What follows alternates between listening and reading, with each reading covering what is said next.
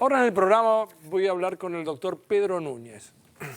Pedro es doctor en Ciencias Sociales y muchas veces en este programa hablamos sobre lo que se produce en ciencia, sobre todo en las ciencias duras, matemática, física, química, computación, inclusive biología, que tengan más que ver con las ciencias naturales, geología, pero las ciencias sociales tienen un aspecto diferente. Es interesante, entonces, inclusive para mí, porque yo soy un subproducto, por supuesto, de la universidad pública, vos también, ¿no? Así es, sí. Pero, digamos, más tirando no, ciencias duras. Ciencias duras, exactamente. Entonces, todo lo que tenga que ver con ciencias sociales en temas de investigación me interesa mucho. Y cuando me propusieron que vos vinieras al programa, toda la gente de la producción me dijo, habla sobre un tema que es ser joven en la escuela. Y a mí me parece que es fácil. En realidad, ser joven a secas me parece muy interesante porque todos los que tienen mi edad, tenemos mi edad, entonces siempre hay cierta desconfianza, militancias, tomas de colegios, o sea, todo lo que aparentemente está bien visto dentro de un lugar gremial, ahí está bien entendido, la participación ahí no está tan objetada. Sí, sí, en el mundo de los adultos, digamos. Sí, pero cuando se trata de los estudiantes ya no. Bueno, entonces yo esta es la percepción, te cuento la percepción que yo tengo, pero ¿qué quiere decir ser joven en la escuela? Es tal cual lo que estabas planteando. Nosotros nos interesan las investigaciones acercarnos a ¿Quiénes nosotros? A los jóvenes.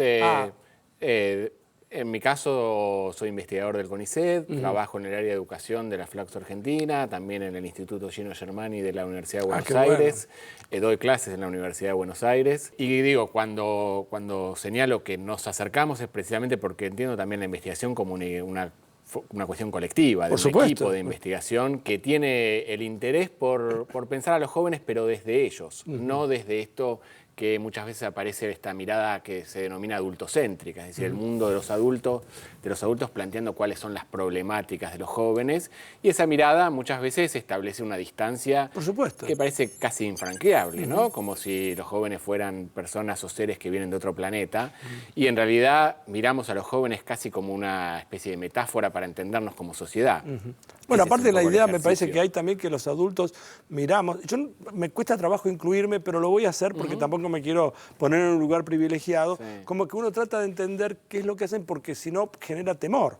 A ver, porque, digamos, tengo que controlarlo con esto, pero más que nada entender para poder controlar. No tanto como para poder compartir y eventualmente ceder, porque le estamos usando algo que se les viene a ustedes, ¿no? Sí, es entender para comprender, me parece, ¿no? Porque a partir de que nos comprendemos, las relaciones entre generaciones también son mucho más fructíferas, son mucho más gratificantes, y también para comprender qué les pasa a ellos en la escuela, no solo desde la política pública, desde los gestores, desde los académicos, desde los docentes, cómo pensamos que deberían ser las escuelas, sino qué miradas tienen ellos, cuáles son sus percepciones, sus experiencias en ese espacio escolar, que implica también formas de transitarla muy distintas, muy desiguales, y que también nos habla de muchas formas de recorrer y de transitar, de experimentar el hecho de estar en la escuela. Se habla mucho de la crisis de sentido de la escuela, de la crisis de autoridad, y en realidad lo que nosotros encontramos cuando les preguntamos a los estudiantes es que surgen otros sentidos, que la escuela es reconocida también como un espacio de sociabilidad, de encuentro con otros, de aprendizaje del estar con otros, que es muy difícil estar con otras personas. Bueno, vos aprendés a coexistir en sociedad, o sea, en alguna parte dejás de ser el rey de tu casa y en algún lugar tenés que empezar a compartir y ya empezás a coexistir con otros, a frustrarte, porque vos no sos el único ni el primero. No sos el único al que le están prestando atención, el único que necesita reconocimiento, y esto también en las actuales generaciones es muy difícil para los docentes porque hay también muchas formas distintas de ser joven. No hay una única juventud, sino que esas formas heterogéneas demandan también de los docentes una forma de acercarse, una forma de construir los vínculos que es muy diferente a la que se hacía cuando yo era joven o cuando vos eras joven. Pues sí. Cuando yo era joven. Tengo mis años. ¿Cuántos años tenés? No me parece, 40. Ah, sí. No parece. Parece 39. Pero viste que se va corriendo la juventud hasta mientras uno cumple años, ¿no? Entonces ya casi que... No, pero está muy bien. Ahora, por ejemplo, cuando murió Néstor Kirchner, para poner un ejemplo muy concreto, se produjo una irrupción de la juventud en la calle. O sea, los jóvenes en la calle, y yo creo que particularmente yo me sorprendí porque no estaba visible eso. por lo menos para mí. Y yo lo disfruté mucho, digamos, no la muerte de Kirchner, No, sino supuesto. como fenómeno de lo que pasó, digamos que los jóvenes sintieron que algo se había muerto de ellos también, como que había una interpretación. ¿Esa percepción mía es correcta? Sí, a ver, los que trabajamos temas de juventud y política veníamos rastreando hace tiempo, estamos interesados por esas temáticas. Lo que sí es muy cierto es que hay grandes hitos en estas generaciones, ¿no? La muerte de Kirchner es uno, el conflicto del 2008 por la cuestión del campo es otro. Aparecen como hechos, así como la crisis del 2001 lo fue en su momento para una generación que estaba transitando en ese momento específico de la Argentina.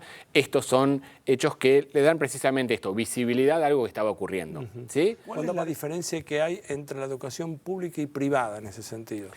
Bueno, a ver, uno podría plantear Se puede hacer porque es una categoría demasiado amplia. Uno podría decir que en realidad en un proceso de fragmentación educativa, las experiencias dependen tanto del equipo de conducción, de los docentes, del tipo de vínculos que se construyan, que casi que a veces hay, obviamente, escuelas públicas muy buenas, hay escuelas privadas muy buenas, como hay escuelas públicas donde el trato hacia los jóvenes, claro, no es... Más que la escuela pública, el no grupo de en docentes. términos de bueno o malo, pero sí en términos de cuándo se construye una experiencia escolar gratificante. Claro. Me parece que eso es clave, ¿no?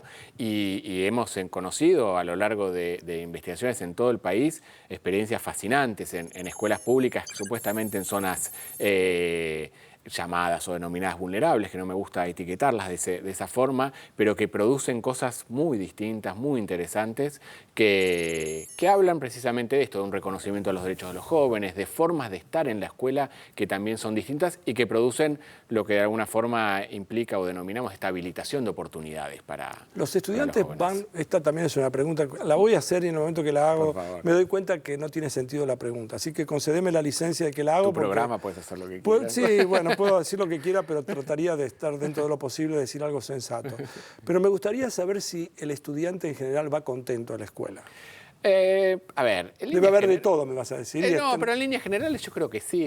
Me parece que uno encuentra cuando se acerca a las escuelas, vos has estado en escuelas secundarias, uno encuentra cosas tan interesantes. Hay que seguir con este discurso de que los jóvenes se aburren, claro, de que la pasan mal. Hay tantos otros espacios donde efectivamente ser joven es bastante más complicado y hasta diría peligroso, ¿no? En algunos casos, que ese momento casi es un tiempo protegido para los jóvenes, ¿no? Un tiempo de encuentro donde obviamente habrá algunos que se aburran y además hay un discurso casi de los adolescentes, de los jóvenes muy ¿no? Que la sociedad también los coloca allí, de oponerse a que, bueno, no vas a reconocer que te gusta estar ahí. Claro. Pero las experiencias nos muestran cosas muy diferentes. Cuando yo era joven, ¿ves? Porque yo te quiero dar un argumento para que vos puedas utilizar cuando te dicen mi época no pasaba. Bien. Bueno, en mi época no pasaba porque uno tiene la tentación de decir que todo tiempo pasado fue mejor, sí, lo cual es absolutamente falso. Hay ejemplos puntuales de algunas cosas que eran mejor, pero en general estamos evolucionando y todo es mejor, todo es mejor. Sí. Pero cuando yo estudiaba, por ejemplo, las materias de educación democrática, instrucción cívica, no nos preparaban para hacer una defensa de la democracia. No nos mostraban cómo organizarnos en centros estudiantiles. No existía la toma, pero no existía porque nosotros, mucho más de la toma, no había una defensa de los derechos que teníamos. Claro. Porque no nos dábamos cuenta del abuso de autoridad, digamos, el abuso de poder, de posición dominante, sí, que tenían los docentes, etcétera, el celador, una cosa, claro, horrible. El temor a la aparición de determinadas figuras adultas, que era ese silencio que no volaba una mosca, ¿no? Esas frases ¿Se prepara ahora? ¿Cambió eso?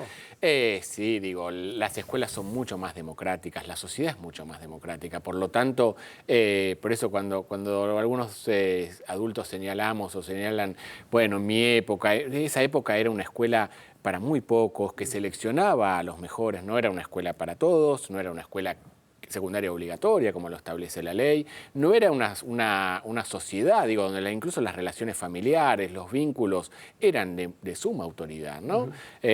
Autoritarismo, digamos. Entonces, esta cuestión aparece de formas muy distintas hoy en las escuelas, como aparece en las familias, en el espacio público, y obviamente esto implica desafíos, porque no es lo mismo gestionar con conflictos que no reconocerlos o que silenciarlos, ¿no? Pero el conflicto es algo interesante para Pero para por supuesto, trabajar. es que las tensiones, justamente cuando se afectan intereses, aparecen dolores de crecimiento y vamos aprendiendo todo. Tu tesis, la tesis aparece acá, ¿no? Acá, en ese libro. En este libro que muestro acá, se llama La política en la escuela, de Pedro Núñez, y esto lo voy a bajar, y este es el nuevo que se llama Radiografías de la experiencia escolar, Bien. Ser jóvenes en la escuela. La pregunta última, porque me quedaría hablando, porque es muy interesante el tema, me quedaría hablando como me pasa con casi todos los invitados, porque todos tienen vos le dedicás la vida a algo, y vos te vas, yo sigo, y dentro de un rato estoy pensando en otra cosa, pero en tu tesis, digamos, ustedes vos conjeturabas algo y lo pudiste probar, o ¿cómo funcionan las tesis? Bueno, en ciencias sociales uno parte de ciertas hipótesis, ¿no? Que va a tratar de comprobar en el campo.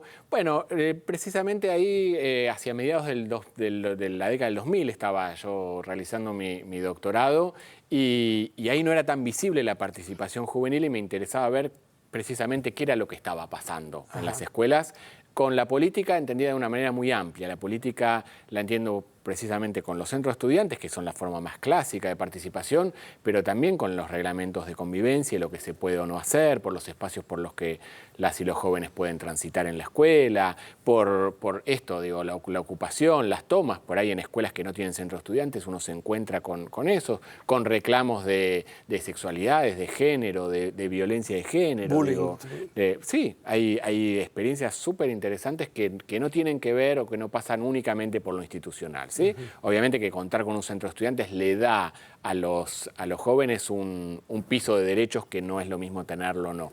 En mi época no existían los centros de estudiantes, salvo los del Buenos Aires y el Pellegrini. Claro, que son los que históricamente... Históricamente no tuvieron porque estaban adheridos a la universidad. Claro. Pero nosotros, yo el centro de estudiantes lo conocí cuando entré a la facultad. Claro, claro.